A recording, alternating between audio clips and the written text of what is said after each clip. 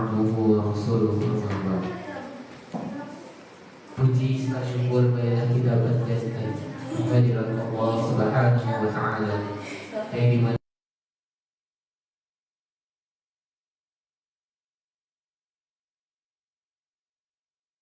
malam hari ini dalam keadaan sehat walafiat. Dikarenakan Al-Ustaz sudah ada di depan, kepada Al-Ustaz saya persilakan.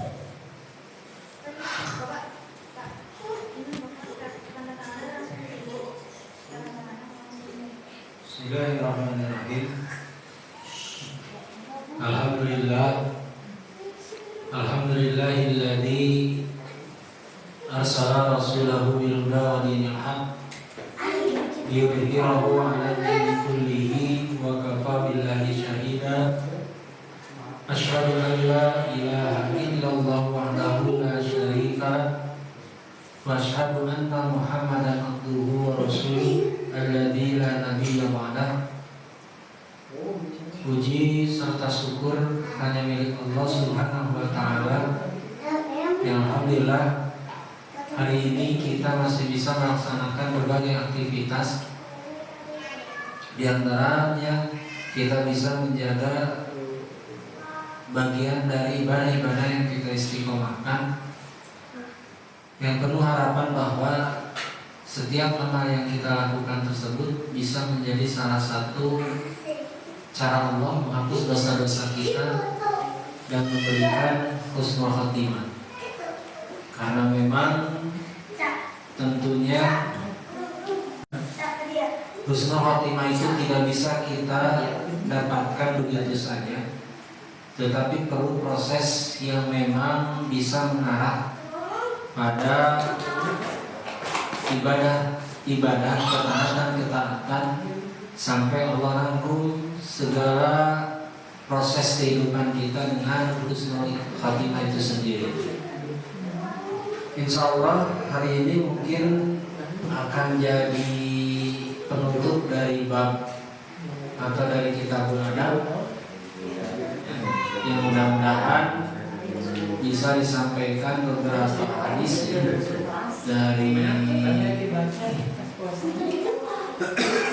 kitabul adab ini.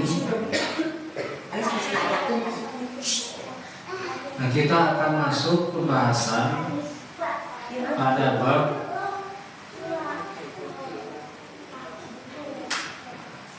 takbir dan tasbih saat terkejut atau ketika kita kaget. Yang kemarin itu mengucapkan tasbih ketika Rasulullah SAW terbangun di malam hari, lalu Rasul melihat ke langit dan Rasul mengucapkan tasbih.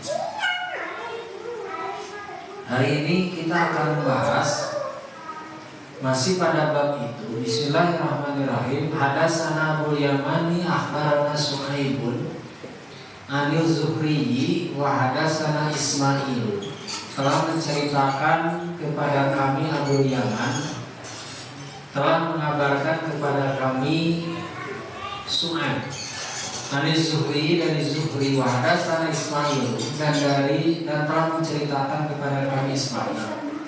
Qala telah berkata hadatsani akhi, telah menceritakan kepadaku saudaraku. An Sulaiman dari Sulaiman an Muhammad bin Abi Atikin dari Muhammad bin Abi Atik. An Ibnu Syihabin dari Ibnu Syihab, an Ali bin Husain dari Ali bin Husain. Anna Sofiyata binti Huyayyin, sesungguhnya Sofiyah binti Huyayyin, zaujan Nabi sallallahu alaihi wasallam, sebagai istri Nabi sallallahu alaihi wasallam.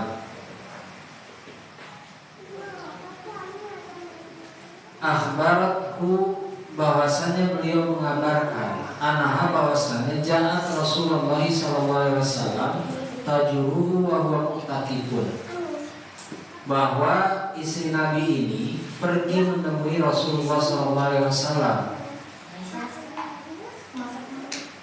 tajuhu wa huwa mutakifun fil masjid. Maka keadaan Nabi ini sedang dalam keadaan i'tikaf. Fatahadatsat indahu sa'atan minal isya'i. Maka beliau itu berbicara, ngobrol sampai satu waktu minal isya'i dari malam. Jadi sampai 1 jam Rasul itu ngobrol sana. Suma kemudian koma, beliau itu berdiri dan qalibu maka akan pergi. Fakoma ma'an Nabi sallallahu alaihi wasallam, maka Nabi sallallahu alaihi wasallam pun ikut berdiri. Hatta idza balagat babal masjid, ketika akan sampai pada pintu masjid. Nah, jadi bangun bareng itu, maka ketika akan sampai pintu masjid, alladzi indahu maskan Ummi Salamah jauji Nabi sallallahu alaihi wasallam, maka di sisinya dari rumah Ummi Salamah, yaitu istri Nabi sallallahu alaihi wasallam, mau berjalan di hima keduanya. Rajulani minal ansari, 2 orang dari Ansar. Jadi ketika Rasul bangkit, nah diceritakan bahwa Sofyan ini bangkit, ditutupin ke Rasul gitu. Maka ketika keluar ternyata ada 2 orang laki-laki itu dari golongan Ansar yang lewat. Wassalamu ala Rasulillah, maka mengucapkan salam kepada Rasul. Sumana fata, kemudian mereka segera pergi. Hadrowas nina Rasul sareng keponakan Sofyan. Jadi ketika Rasul bangkit sareng istri anu sanes gitu. Di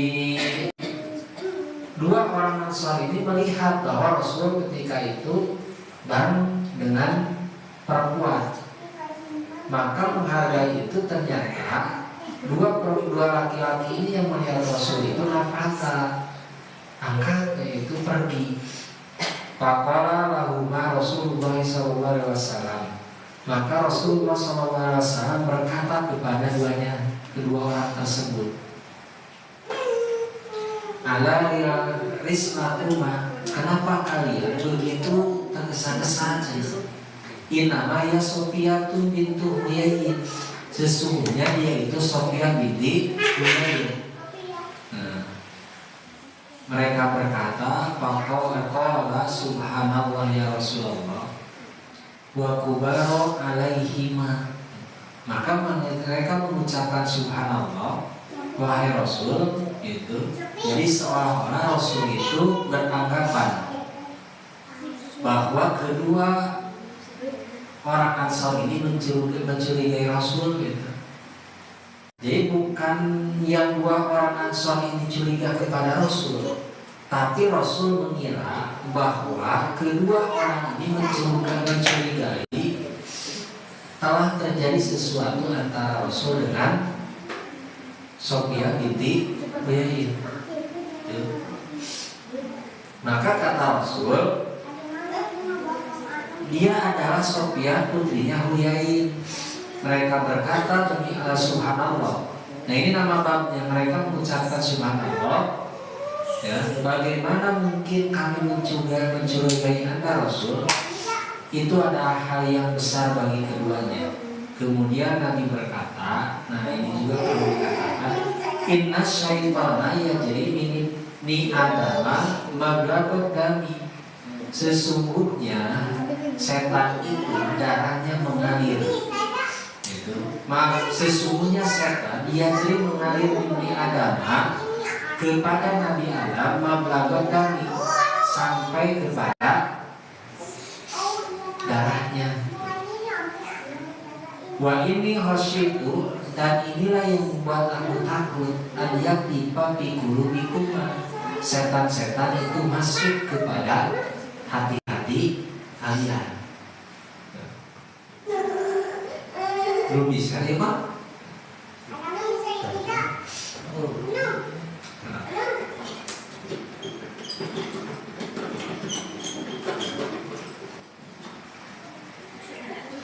Nah jadi sambil jalan itu hadis yang pertama ini menceritakan jadi ketika Rasul dengan Sofiyah bin Ibnu Uyain datang ke Rasul sebagai keponakan undangannya, terus ngobrol di masjid karena Rasul pada saat itu sedang beriktikaf. Ketika Rasul selesai ngobrol, maka Rasul bangkit, maka Sofiyah ini bangkit mau pulang, diantarlah tuh Rasul. Gitu. Nah ketika diantar ternyata ada dua orang Ansor. Maka dua orang Ansor ini pergi begitu saja. Jadi setelah mengucapkan salam, maka mereka pergi. Murah makan jika berusuh karena bertemu dengan Rasul terlihat seperti orang yang tergesa-gesa pergi. Sebelum pergi akhirnya dipanggil oleh Rasul. Nah ketika dipanggil maka Rasul beranggapan bahwa dua orang ini mencurigai apa yang terjadi antara Rasul dengan Sofyan ini. Maka ketika itu Rasul memanggil dan mengatakan bahwa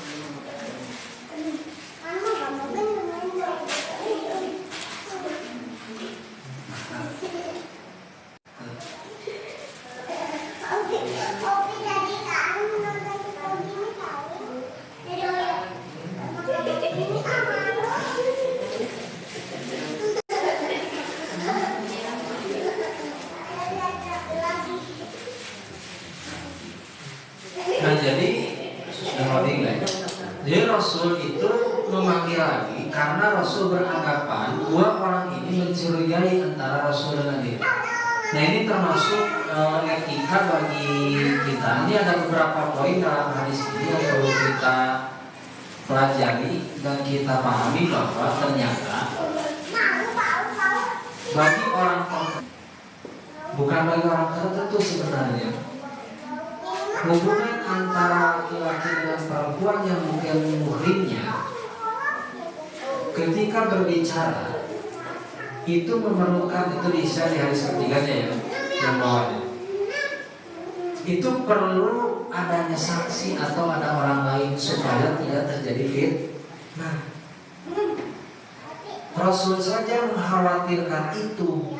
Ketika dua orang Ansor ini melihat Rasul, tiba-tiba mereka berangkat, dipanggil oleh Rasul, kenapa mau pergi? Seolah-olah mencurigaiku dengan perempuan ini. Maka kata Rasul, dia ini adalah Sofiyah binti Uyain. Maka ketika Rasul mengatakan seperti itu, dua orang ini mengatakan tidak mungkin Rasul aku mencurigai engkau. Jadi mungkin atau sedang kami curiga mana Rasul ngampihan atau ngajak perempuan yang bukan miliknya. Tapi kata Rasul, justru yang dikhawatirkan inna syaitana yajri min ada wablugud dami. Karena setan ini gitu akan mengganggu kepada Nabi Adam, kepada anak cucu Adam itu sampai mengalir dengan aliran darahnya. Kalau cekun rumah gitu, kalau setan itu sudah mengalir dan menyatu dengan darah manusia, maka itu akan sulit untuk lepas. Air Karena memang setan itu tidak akan lepas kecuali kita meminta perlindungan kepada Allah. Dan yang paling dikhawatirkan oleh Rasul ketika setan itu sudah mengalir dengan darah kita. Nah hiji getih nanti gitu. Nantong dibayangkan nah hiji nanti kumaha setan bentuknya juga kumaha. Hanya yang pasti ketika orang ya, setan itu sudah nempel dan menyatu dengan darah manusia, maka karakter setan itu akan sulit untuk dilepaskan. Jadi akan sulit, makanya ketika orang bermaksiat itu akan sulit lepas dari kemaksiatannya. Kenapa? Karena setan betah di dunia. Malah setan. Nah, ini nama Allah dia. Karena bagi Allah sih sekarang lebih banyak lagi di hampir di berbagai kalangan, hampir di berbagai usia hari ini. Karena HP sudah melebihi dari panggilan-panggilan Allah. Di titah kumpul mereka kela, kalau kemarin berarti main itu lebih penting dibanding ketika disuruh oleh orang tua. Ya sudah ditinggalkan. Nah itu kan seolah-olah hal yang biasa dan seolah-olah itu normal. Padahal justru itu tidak normal. Di kita dianggap normal, sholat itu beres segala. Kalau atau lebih dari itu, kalau segala mending sholatnya ditahlah rese, maka itu akan menjadi karakter bagi anak dan mudah bagi anak untuk menolak ketika disuruh oleh orang tuanya. Nah kayak gini, gawe yang mesti bapak. Nanti juga dikerjakan oleh imam dan sebagainya. Nah, Rasul mengkhawatirkan ini, takutnya bahwa ketika mereka tidak berprasangka buruk kepada Rasul, tapi besok lusa ketika setan itu ada dalam dirinya, maka bisa jadi itu jadi fitnah kalau tidak dijelaskan kebenarannya. Mun bahasa orang kieu meureun ayeuna can suudon ka Rasul teh. Tapi ketika nanti pulang, setan bisa saja membisikkan ulang apa yang dilihat oleh mereka, lalu beranggapanlah bahwa Rasul melakukan hal yang tidak dibolehkan. Karena kadang setan itu menunda prasangka buruk kita, barulah ketika kita sendiri, ketika kita ada masalah, barulah keburukan-keburukan pikiran kotor kita kepada orang lain mulai. Maka sok ayah ketika dia tidak punya masalah, aman dengan kita itu. Bahkan ketika dia tahu aib kita karena tidak ada masalah, aman. Tapi ketika masalah itu timbul, maka aib kita jadi muncul semua.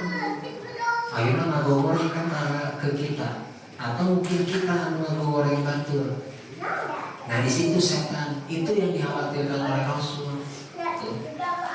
Ayeuna cek Rasul teh dengke kumaha lamun ternyata setan datang deui mengalir dengan darah kita.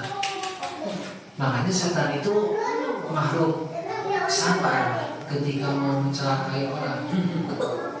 Ditungguan ayeuna can boga suudon. Kedek sare orang harewosan kerti geses sare ayo setan tadi bukan tahu apa kan pikiran mulai kali itu dari mulai ya ayeuna bahayanya. Kalau dulu mungkin ketika mau tidur ada pikiran-pikiran jelek kepada orang lain, bahwa jadi chat di grup gitu kan kalau goreng batu. Nah itu setan itu akan menunggu lengahnya kita. Kalau ketika kita melihat keburukan orang lain, atau ketika kita terlihat satu yang akan menimbulkan fitnah, maka boleh kita untuk menjelaskan itu jika Rasul. Kan Rasul ya, kalau Rasul mengikuti akan beda. Kalau mama apa tegur ditarankan ya, mungkin itu selesai. Tapi kedepannya akan jadi fitnah. Makanya boleh ketika kita ada prasangka buruk kepada orang lain atau orang lain kepada kita, boleh untuk kita meminta konfirmasi benar itu. Justru ketika kita mengkonfirmasi kebenaran itu, maka akan hilang prasangka buruk. Tapi ketika kita menyimpan, maka bisa jadi justru itu akan menimbulkan fitnah-fitnah, karena setan akan terus membisikkan. Bahkan tidak menutup kemungkinan anu satahun lagi. Apakah benar kita mengingat keburukan orang lain yang sudah dilakukan puluhan tahun? Lain. Si setan itu mengarewat. Dan mau diingat-ingat aja memainkan satu 10 tahun misalnya. Tapi kenapa tiba-tiba jadi ingat? Karena setan melihat celah. Iya kalau masalah di situ, maka ini waktu yang tepat untuk membisikkan akhirnya kebencian antara sebulan dan sebulan. Karena kata Rasul, inna syaitana yajri min ibni Adam, itu akan terus mengalir, akan bersatu dengan darah manusia. Bahasa orang ngeges ngaji jeung getih siapa ngambil sese gitu kan, kaiji adat kabel ketku 3, kedua ada saya tuh ngambil darah daging, termasuk saya terakhir ngambil darah dagingnya kita, maka akan sulit berlepas dari kemaksiatan jika tidak datang pertolongan Allah. Wa ini khasyitu an yaqriba fi qulubikuma, maka kata Rasul itulah yang aku khawatirkan, bahwa setan mungkin saja memasukkan pikirannya ke dalam hati kalian. Ayo nanti si Rasul tengeng bisa jadi ada bisikan-bisikan yang melahirkan kebencian kalau tidak ada konfirmasi tentang kebenarannya. Benar ke setan kayak gitu. Nah itu hadis yang pertama. Hadis yang kedua, Dadan pun. Nah, muka 2 terakhir. Ada sanad Adam bin Abi Iyas. Ya. Ada sanad Adam bin Abi Iyas. Ada sanad Su'bah. Ada sanad Sulaiman. Tayyib. Qala sami'tu Anasan radhiyallahu anhu yaqulu رجلان إلى النبي صلى الله عليه وسلم فشمت أحدهما ولم يسمت الآخر فقال الرجل يا رسول الله سمت هذا ولم تسمثني قال إن هذا حمد الله ولم يحمد الله. Nah ini berbicara tentang ketika bersin, ternyata adanya kewajiban tasmiyah itu. Nah tasmiyah teh menjawab bersin doa orang yang bersin naon. Alhamdulillah dijawab bukan? Nah tasmiyah teh ya. Ternyata ada kewajiban tasmiyah itu tasmiyah itu ketika ada ucapan alhamdulillah. Namun baturna teu ngucapkeun alhamdulillah, maka tidak perlu kita menjawab ya alhamdulillah. Nah ini hadisnya telah menceritakan kepada Ibu Adam bin Abi Iyas telah menceritakan kepada kami Subah Hadasana Sulaiman Nutaimi telah menceritakan kepadaku kami Sulaiman At-Tamimi Kala yang mengatakan Sami itu Anas, aku mendengar Anas radhiyallahu anhu, beliau Rasulullah memberi kepadanya yaqul, ia berkata, atau sarojulani, ada yang bersin 2 orang indah Nabi sallallahu alaihi wasallam, di sisi Nabi sallallahu alaihi wasallam. Pasammat ahaduhuma, tapi yang diberikan tasmid itu seorang dari 2 orang itu, walam yusamid al-akhir, tapi an hijri mah tidak berikan tasmin gitu.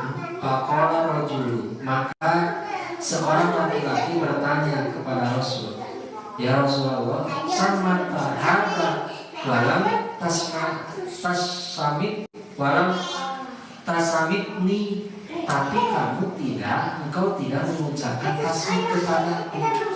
Qala, maka Rasul mengatakan, inna hadza hamidallah walam tahmidallah. Jadi anu teh didoakeun ku Rasul teh urang protes Rasulullah hadis itu mau bersih teh ku anjeun dijawab itu tas ya Allah nah ari kuring teu gitu.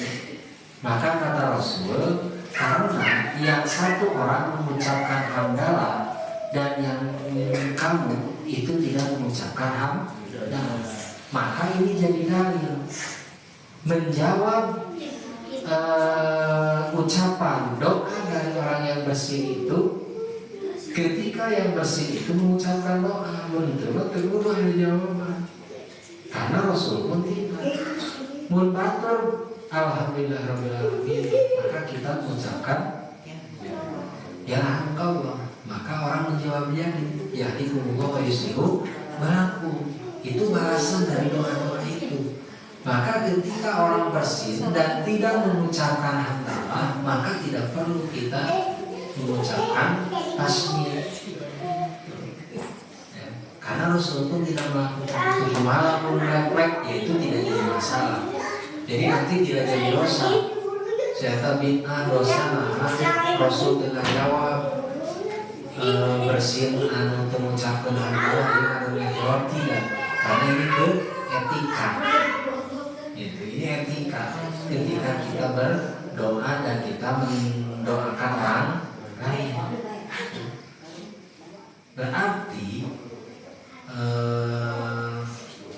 tasmid ini adalah jawaban dari hamdalah yang diucapkan oleh seseorang ketika dia bersin. Makanya ada kan ulama sempat Buya Hamka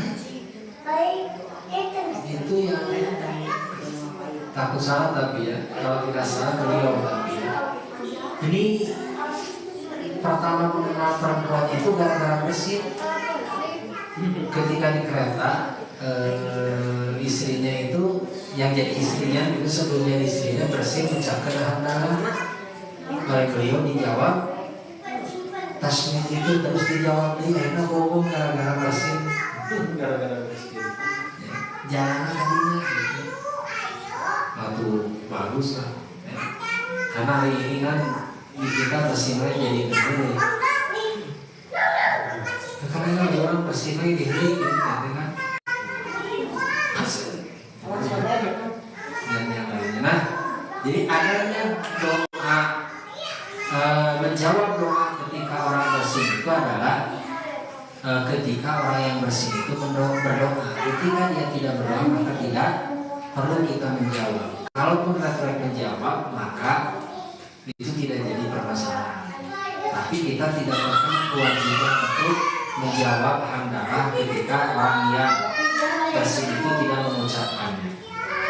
Nah, hadis yang terakhir dalam kitab adab yang nanti kita akan bahas ulang. Kira-kira apa yang akan dilanjutkan dengan apa? Ya, karena memang kita berganti waktu juga dari maghrib isya, mudah-mudahan nanti kita bahas kira-kira mau membahas tentang apa lagi ya, apakah hadis atau Al-Quran dan sebagainya, atau mungkin ilmu misalkan Al-Quran atau ilmu hadis misalkan, silakan nanti kita diskusikan. Selanjutnya Hadatsana Asim bin Ali, hadatsana Abi bin an Sa'idil Maqburi an Abi Hurairah. Nah, dari Abu Hurairah, ini Nabi sallallahu alaihi wasallam, dari Nabi sallallahu alaihi wasallam. Orang beliau bersabda, "Innallaha yuhibbul utasa." Sesungguhnya Allah mencintai bersih. Wa yakrahu tasawuba, dan membenci menguap. Nah, apalagi menguap di dalam keadaan sholat, maka bisa dipastikan etama ku setan. Nah, sebisa mungkin ketika kita sholat dan ada peluang menguap baik, maka bisa-bisa ditahan atau kita tidak sampai membuka mulut kita, karena menguap dalam sholat itu sudah dipastikan setan ngaganggu kita. Kira dibuka.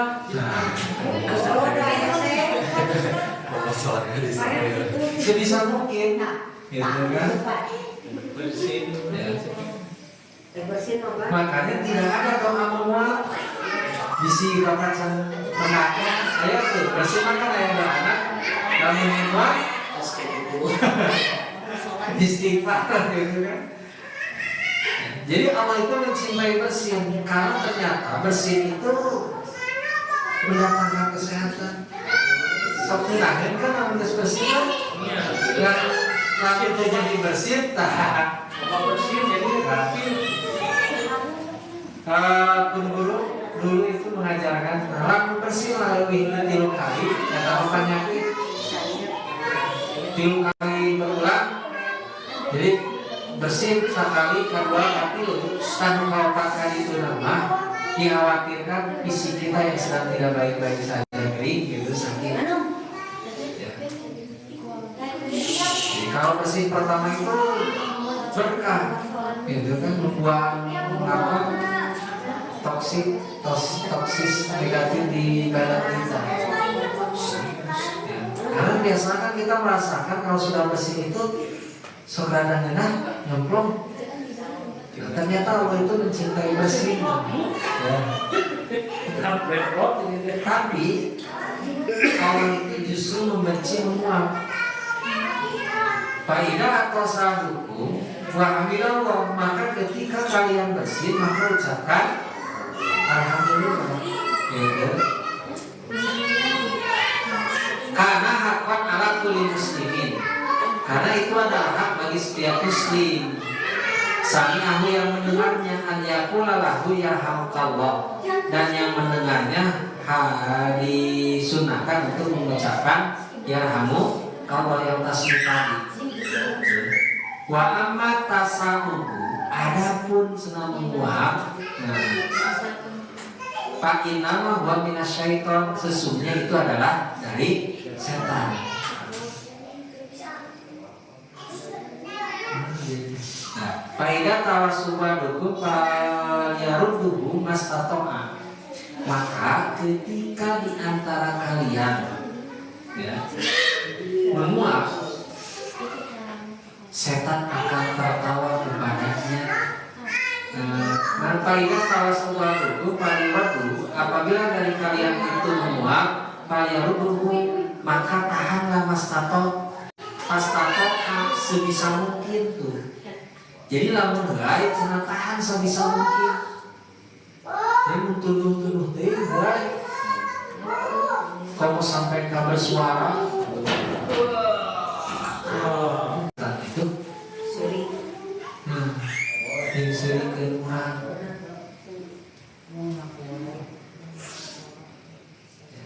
Berarti memang setan itu sepen menguang tubuh. Kariwak tanda turun bukan? Belum tentu. Hah? Belum tentu. Belum tentu. Karena ayah belum tentu lagi, tapi penurunan. Kebetulan di kita kan identiknya mulai berarti tubuh, walaupun katanya menguap itu justru kesepuan kepala kita kekurangan oksigen. Termasuk kantuk, kantuk itu kurang tidur udah pasti. Tapi kalau misalkan tidur normal tapi tetap kantuk, itu otak kita kekurangan oksigen. Kita perlu tarik nafas dan gitu, mengatur dan sebagainya. Nah ini hadis penutup tentang ketika itu adab tentang ketika kita menguap atau ketika kita bersin. Sebisa mungkin membuat terutama minimal atau menina sholat tahan gitu. Nanti hese berusaha mastakan kata Rasul sebisa mungkin, semampu mungkin tahan kalau kita ditakdirkan mau membuat ketika sholat, apalagi biasanya subuh. Jadi kita subuh ketika wudhu subuh itu air berlebihan, karena ketika kita menggunakan air berlebihan dalam wudhu, terutama subuh, setan justru ikut ngagak ngemuli.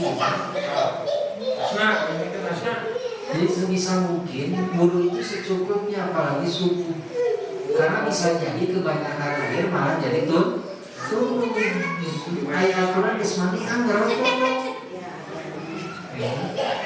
Jadi membazirkan itu membazirkan air. Jadi secukupnya saja walaupun subuh. Kalaupun ngantuk ya atur nafas, ya bani kamesti kalau laki-laki tarik nafas dan sebagainya, supaya memang setan tidak ikut mengganggu. Karena kadang pikiran perlu diselesaikan gara-gara lain atau sholat orang bikin kumaha. Karena pikiran diganggu ditambah lain setan masuk di sini ke orang. Nah, silakan insya Allah nanti kita bahas ulang kira-kira apa yang akan kita lanjutkan dari kitab Al-Adab yang memang sudah kita bahas dari kitab Al-Bukhari. Mudah-mudahan Allah mendatangkan keberkahan dari hadis-hadis yang kita baca dan salawat yang kita baca ketika kita membaca hadis ini. Mudah-mudahan itu jadi syafaat bagi kita kalau di hadapan Allah Subhanahu wa taala. Kita tutup saja dengan doa kafaratul majlis. Bismillahirrahmanirrahim. Subhanallahumma wa bihamdika asyhadu an la ilaha illa anta astaghfiruka wa atubu ilaik. Wassalamualaikum warahmatullahi wabarakatuh.